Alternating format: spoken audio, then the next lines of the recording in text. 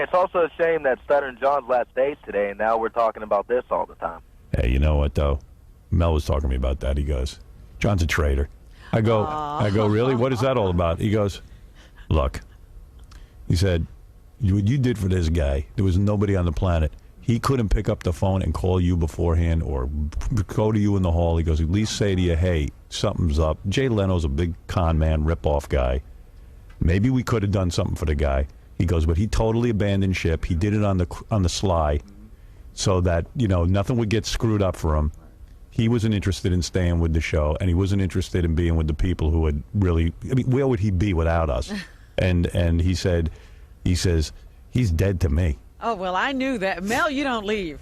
Yeah, he says, you don't even know when you're being screwed by a dude. He goes, what, he couldn't come to you and say, hey, something's going on here, and maybe, you know, I want to be with the most cutting-edge show on the planet and not on some well, wimpy... he doesn't want that. That's for sure. You don't leave this to go to Jay Leno if you want to be cutting edge. Yeah, and if you know, I mean, to go on a limpy, lame show that's going to only rip off my material... I mean, if you ask me why I'm here, and why I would never go and work for another radio station, it's because I want to be on this show. Yeah, I want to do what we do. So Mel said... he could have come. Maybe we could have done something for him financially, but no. He didn't want it. But, you know, John's rap is like, well, they like me, and you guys don't. I go, well, hey, we took you, and you were doing nothing. Yeah, how do we not like you? And I invented took you you. off the street. For 15 years, he's been with this show, and you didn't like him. Yeah, 15 years, I don't like you. Keep a guy around you don't like for 15. And so at least give me the courtesy.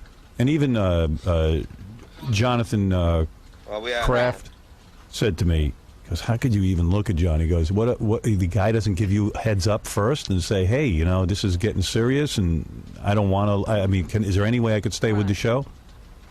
He said, he's a traitor. He didn't even go to Tom. No, he didn't go to anyone. Tom, yeah, Tom was certainly serious available. Offer. Right. No one. So he didn't want to stay with the show. Absolutely not. Well, you have a point. Yep. Are you still going to be friends with him?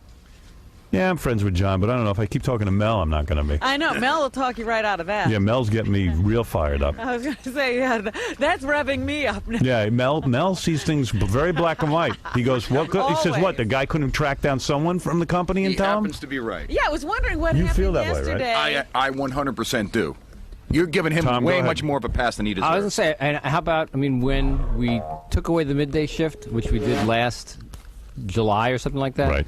Continued to pay full scale. In fact, you and I talked about it, and you know, and I specifically said, you know, I'm asking you to ask me not to cut his pay rate, and you said, I'm telling, so don't do it. You know, let's protect him for as long as we possibly can. Well, we're supposed to have a deal till April. Actually, it was a 2-year deal that was supposed to end in April, and you cut it in December. So there was no firm 2-year deal. Yes, there was. Well, then you know what? Then why didn't you? If that was the case, why didn't you stand up and say, "Hey, Tom, you know what? You're not living up to your deal." And when we did, we didn't cut it all the way back. We still left 50% of the money in. Oh, no, you didn't. Yes, we did. What are you talking about? Absolutely, we did. You left 50% of the money in? Yeah. When? When your new rate started. See, he's angry with you. Yeah, he's definitely angry, and this was all out of anger. It wasn't out of anger. But and by the way, my agent did call Tom and say that we're, you know, John's trying to do other things. I just want to make sure that, you know, and other things You aren't didn't get full-time specific? jobs with other, you know. Oh, John's. With Trying five. to do Come other on. things is lame. not. John, I got that a job conversation. offer. I'm sorry, Robert, but that conversation was about you doing other special kinds of projects, and what I said to him was, we have no problem with you doing other special kinds of projects as long as we know about them up front and they're not in conflict with the radio show. Okay? Which has always been the policy. Can I just say one thing, too? Because I feel, I got to get this off my chest before you leave, John, and I'm not mad at you, but I really take offense to the fact that this whole reason why nobody knew that you couldn't tell me was because I get everything wrong. And I think that's just a cop-out. Well, no, I spoke to Robin about it. No, You never told me about the offer of an announcer's job. The announcer, not the announcer, but the correspondent job. You were turning down all those other jobs. That's what my Mel's point of view was. hey, John is ungrateful. That he did this on the QT, that Jay Leno's a rip-off artist, and that, you know, if John wanted to stay with the most cutting-edge show, at least say to you, hey, something's going on here.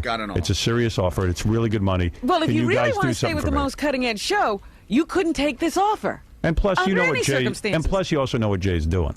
I mean, Jay's taking something that he never would have put on the air in the first place if it wasn't for the fact that John was on our show, and never would have hired John ever. Not out of college, certainly.